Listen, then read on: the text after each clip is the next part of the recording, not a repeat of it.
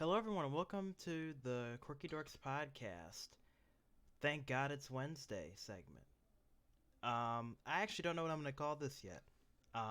Fiel isn't going to be with me for these. It's just going to be me, you, and hopefully you're cracking open a cold one. And by cold one, I mean a root beer because we are good kids. I don't know my demographic anymore. I don't know how old people are listening to this. But, we're vibing. And yeah, I'm just gonna be chatting. I'm actually going out of town today, so like I have to hurry up and record this, and I'm gonna be leaving in about an hour.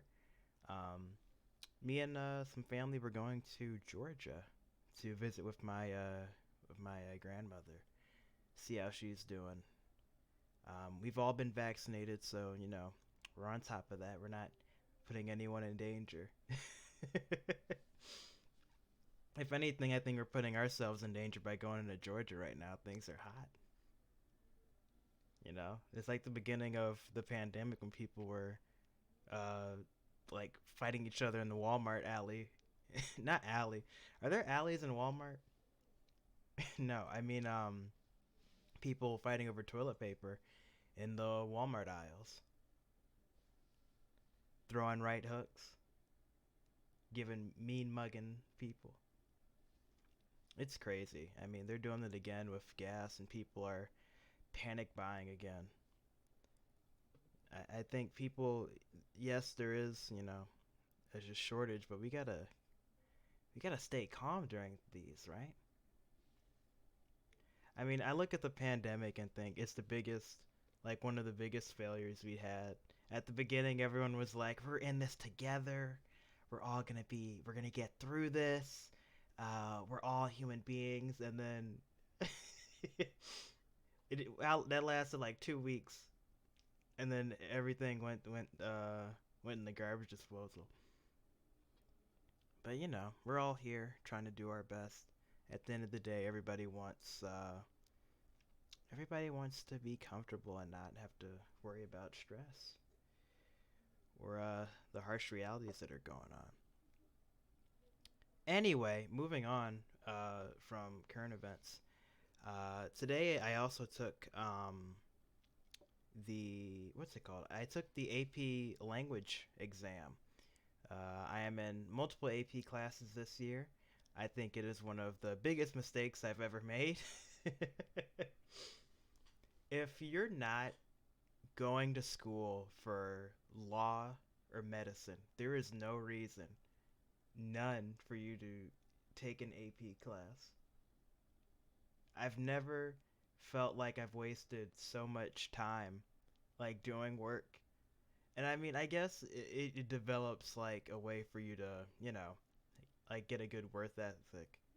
But I'm sitting here, I am not gaining any information from this. Because it's all just drilling you to get ready for the exam. Once you take the exam, everything goes out.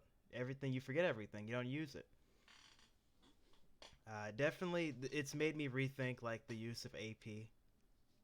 You know, everyone wanting to go. You got to take these AP courses, and you have to. If you take these AP courses, you'll be able to get a scholarship for the colleges you want to go to. What they didn't tell me when I signed up for AP Music Theory, that's one of the AP classes I have. The credit is only you can only use the credit for one of the schools that they offered, which is a school I'm not interested in, and it's out of the state. So it's like I can only use the credit one place. What was the point of taking the AP exam? I thought it was gonna be a credit towards any college I wanted to go to. I feel maybe there's like a form or like a teacher I could have asked to know that. I think it would have been good information to know before you take an AP class. By the way, this is a credit that you can only use for one obscure college in Colorado. All the other schools will not be able to use this credit.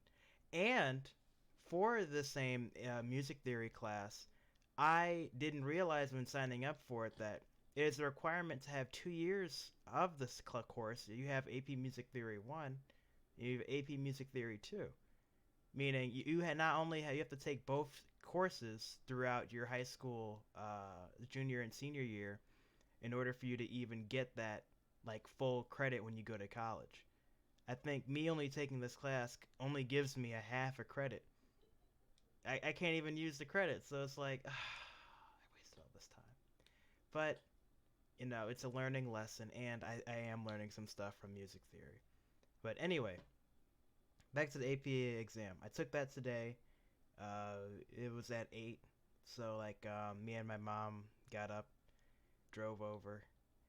Which the setting every time you go to one of these AP exams, so depressing.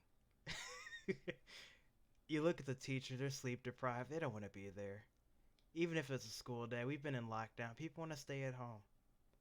People don't want to go and sit in a gymnasium and take an exam for 3 hours.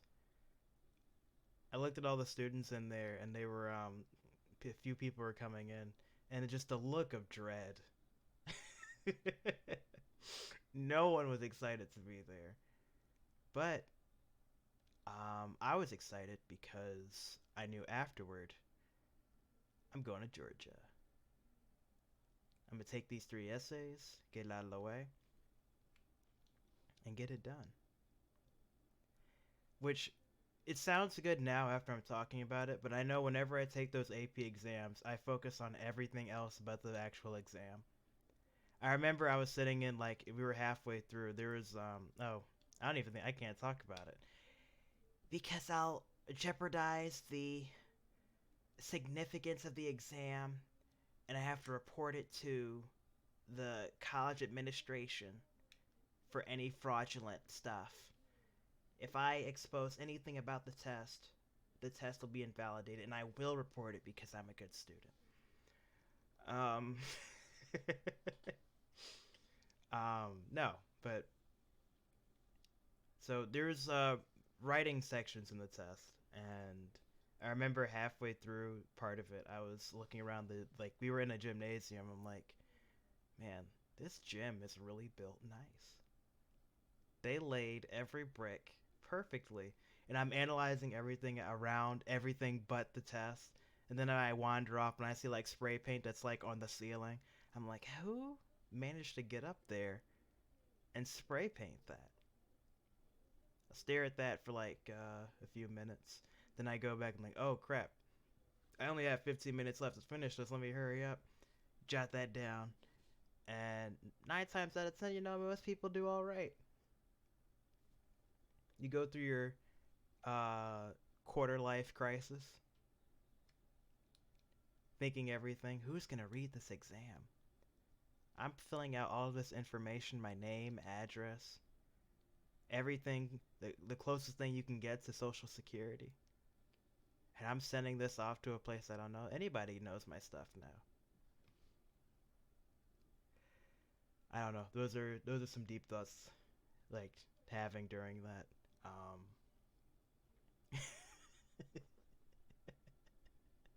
As if anyone's gonna want my half-assed AP language essays with my information attached to it. Um, but one step at a time, right? I'm sure I did fine on it. In all honesty, I'm sure I did fine, but it's just about seeing what grade I get. Into news, not onto the news, but news for my personal channel. Um, it's been a slow start trying to get the podcast up. Um, it's I know for me, with like being able to, because I'm the one I've been editing everything and going over stuff. I've been finding it not hard, but some people to have the same schedule to be able to record, which hopefully will open up soon. It's getting close to the summer, and hopefully we'll have in-person recording sessions, and maybe get a separate place for it. That sounds ideal. Separate podcast room to have different people come on. Um, Hopefully, in the near future, I want to orient the podcast more towards like theater and more like quirky things. Not gonna lie, I don't know about you all. Past few have been quite serious. Not if not serious, less not as like funny as I feel they could be. And I'm not gonna force anything either. But I mean, you don't want to listen to something and just hear teenagers complain about social affairs. The last thing I need is a group of ignorant teenagers who all they do is eat hot chip and play Fortnite to tell me about what's going on in this world. These millennials and their avocado toast. Um, when did that become like a token thing for millennials to avocado toast? Like, is it a LA thing? Is it a California thing? I don't know. I know here in the Midwest we put ketchup on everything and just make sure you get all your calories for the day in every meal. And we have some of the fattest people you'll ever see.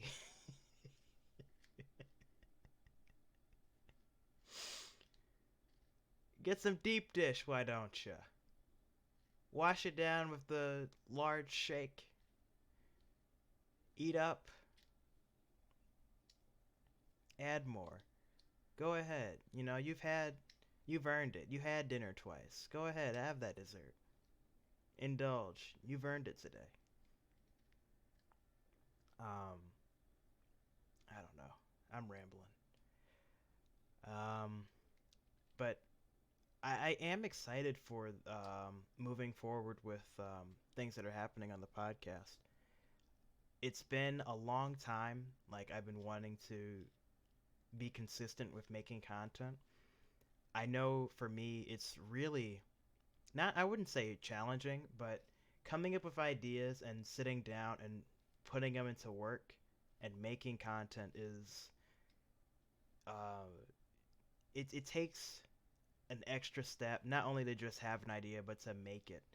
I have so much respect for musicians or actors that will take the time, not actors and directors too, that take the time, they'll write things out, write out scenes, write out music and lyrics, and then take the time to, they have a vision and they follow all the way through with it.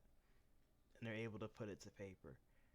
Honestly, probably an amazing feeling, but the idea of the tortured artist, after they make their work, they're not satisfied, or after they finish something, they feel like they can always change or adjust. Well, maybe if I did this, it would be better. Or changing things about it. I know that was a big thing for me with like trying to start my own channel, Alden Studios. I know every time I would try and make content or make a skit video, I'd overthink. Well, if I work hard at this, if I I'm not gonna start this video if I don't get the joke I want in. And I kept on making excuse after excuse. Well, I can't make a good video if I don't have a script. And then I write a script, and I'm like, well, I can't have a script and make a video if I don't have a good background and everything and make sure everything's timed out right. And then 5 months will go by, and then I end up just putting together not a half-assed video, but definitely cutting things that um, if I put in an extra time, not even extra time, but just went with what I wanted to do and accepted that I'm going to make mistakes, that I would have probably had a better product than trying to keep rehashing and rehashing and overthinking about how a video is going to come out. And it's not even like I'm a large content creator. I'm not. But it's still, I definitely, now you have a lot of people who are making content with the pure idea or intent of, I want to see how my content reacts to other people, or I want to see the reaction that other people get from watching my content, rather. And that can get into a really bad loop of just, I'm making this content for other people, what do they want? And then people end up doing content that they're not really interested in, or that they're only doing for people, or they're doing it to seek validation. And, I think that just misses the point, you know. If I didn't want to do the content I'm doing, I wouldn't. I wouldn't just do it to, make that coin. which a lot of content creators do. I think it's interesting seeing.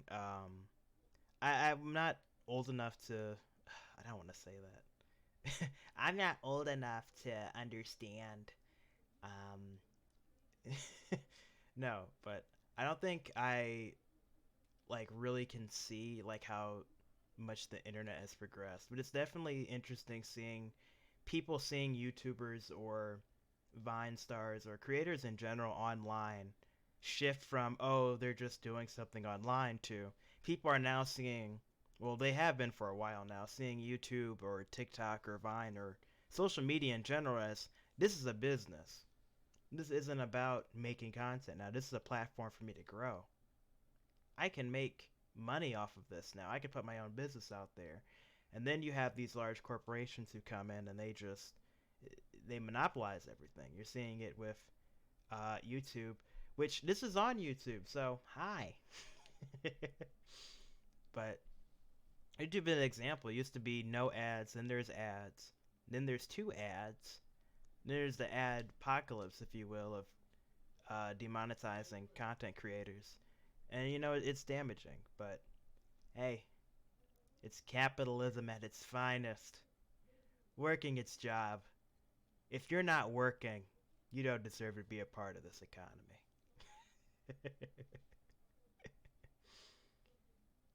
You gotta work 24/7 a day, on the grind, every day. Every day on that grind. The sad part is, I've realized I've started saying grind unironically, which I would say it ironically, like, oh, I'm on that grind every day. And then it starts, so yeah, I'm just grinding. And then now it's like, oh no, I've become a Chad and an influencer by stating that I'm on that grind. But I mean, hey, I think we're all want to be on that grind at some point, right? Working to not to the point of you exhaust yourself, but just having a productive day and getting what you want out of it. I say all of this and then I'll finish recording and I'll go like, yeah, that's enough. And then I'll wait weeks in order to do something else. Scroll through YouTube for 2 hours. Ah, that was entertaining. I'm gonna go, Instagram. And I scroll through Instagram for 3 hours. And then it's 2 in the morning. And then you realize, hey, I could scroll through messages right now. I could work on something else. Then you stay up till 3 in the morning. And then at that point, you're sleep deprived. You pass out. And then you have to be up at 8. And then you regret, why didn't I wake up in the morning and work out? I could have worked out, but I didn't. I stayed up. For anybody else who does their own content, do you all find it weird like recording for yourself? Like every time I'll like do voiceovers or everything for my own channel, I always struggle with like Mr. Struggles. You struggle with everything. No. Um I think it's harder to like take the time and listen, not listen to yourself talk rather, but being able to sit down and record and really just talk. It's very like a personal thing because you all aren't here. It's just me and a microphone. For all I know, you all could be doing dishes listening to this like 50%. I mean, that's what I do when I listen to podcasts. Take it, go to the bathroom, cook, do some laundry. Then every once in a while I hear something funny and have to rewind it, go back, and then I zone out again from it. Podcasts are a strange thing too, where you have people just talking in the background. It's like the strange like closeness you have, not only with the creator, but just having someone. It feels like someone else is in the room. It's like having that other connection or just hearing someone talk. I think it's probably a subconscious thing that people enjoy. That is if like you enjoy or somewhat relate to what the person is saying. I'm not gonna listen to a podcast about news. news or the Amazing World of Stamps podcast 807, Stamps from Washington. Could you imagine if that podcast exists though, just sitting down? We found these 10 stamps in Washington and we want to talk about them. This one was made in 1875 and this other stamp here was found inside of a horse. I don't know. Went out this past weekend. I went out with some friends. We went to Wicker Park in the north side of Chicago. That was cool. If you all haven't been, it's some cool stores and restaurants to go to. We were walking down, me and a couple of friends. We were walking down like this strip, and we saw this like vintage. If you all don't know, Wicker Park is a very hipster area. You're gonna see every kind of stereotype from that you see in like people stereotype of millennials and Gen Z. You have the punk kids, the goth, the e-girls, the e-boys, the hipsters. No jocks, but just hipsters and skaters. You have the skater kids with vans. So much dyed hair. It's crazy how fast like dyed hair is taken off now too. Like I'd never imagined like so many people have their hair dyed. It used to be like a leprechaun riding a unicorn. Like, oh my god, that person has dyed hair. But now you have like half the class or half the group that you're in with dyed hair now. I don't know. Hey, times are changing. I wonder if people are gonna look back on this time of people dyeing their hair like they do in the 1700s of people with white powdered wigs. Like, what were they doing? Why would they wear a powdered wig? Why are these people dyeing their hair?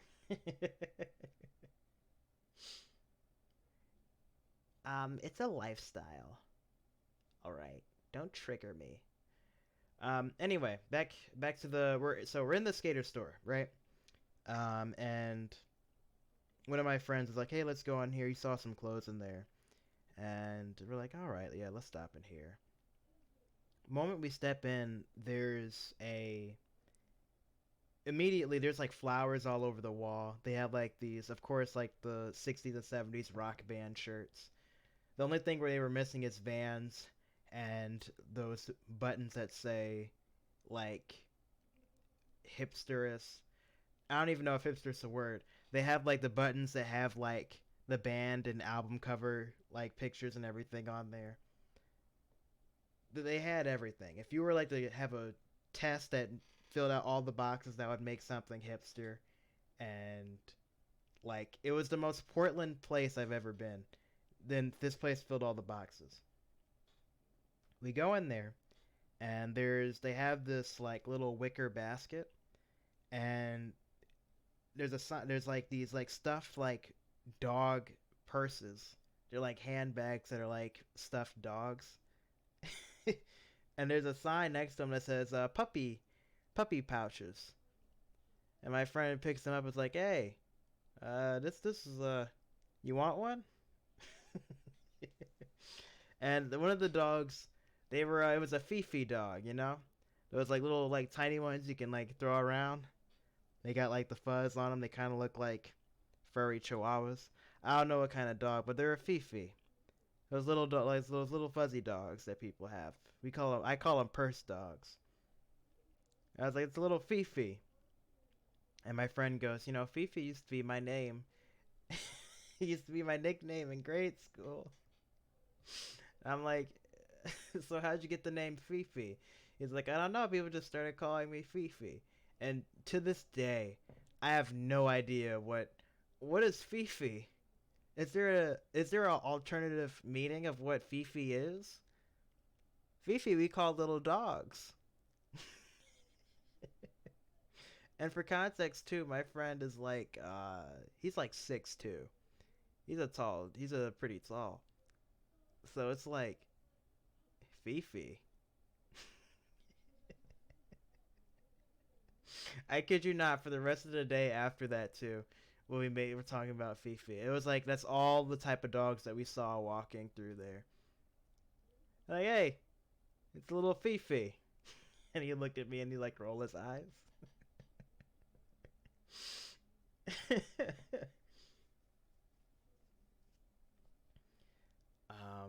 Also, they have a. We went inside. There's a Potbelly's there too that has a.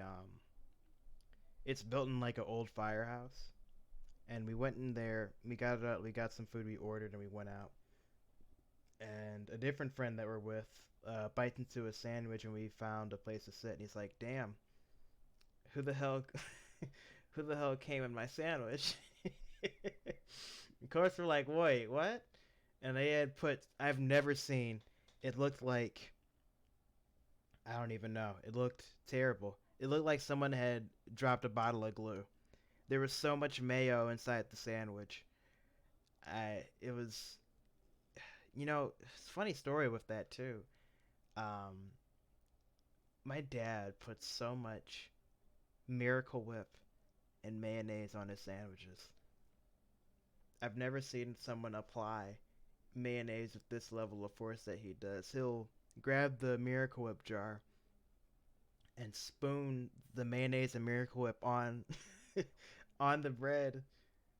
It was just globbing on. It was like he's like 4 spoons in, and at that point, like everyone in my family knows the process at this point, but we're still amazed by it every time. So we all will look at him and we'll see him. He'll make this noise too. He's like,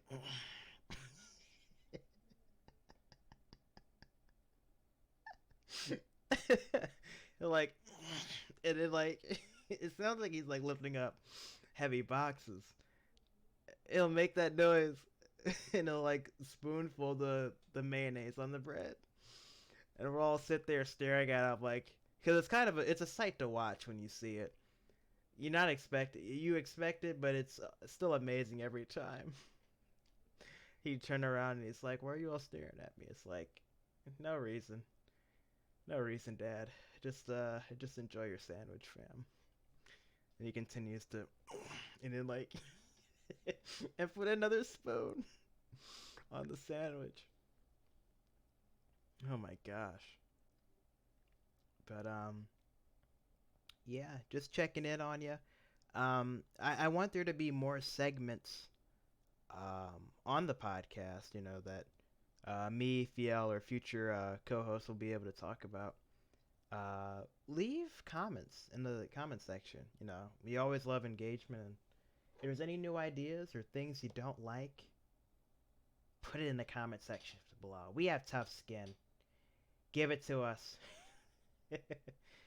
Give us comments like how my dad puts mayonnaise and Miracle Whip on his sandwiches. Go all in. Give it by the spoonful. We can take it. On that note, I will be making, hopefully at some point, I'll be making a highlights channel for segments of the podcast. Let's be real. No one has the time to listen to, well, not that no one has the time, but very few people are going to sit down and listen to a podcast full way through unless they know some segments from it. I'm gonna do some editing. I'm gonna go through some of the older podcasts and trim some stuff down, and I'll make a highlights channel for the best moments. Um, yeah. So hopefully in the future I'll have some more guests on. If you all have any suggestions for guests, or if you all want to be on the podcast, let us know. Put a comment down the section. If you reach out, you may or may not have a opportunity. Um, but it's Hump Day. We're halfway through the week. Thank God. Thank God it's Wednesday, or thank God it's Hump Day. And I'll see you all in the next podcast episode.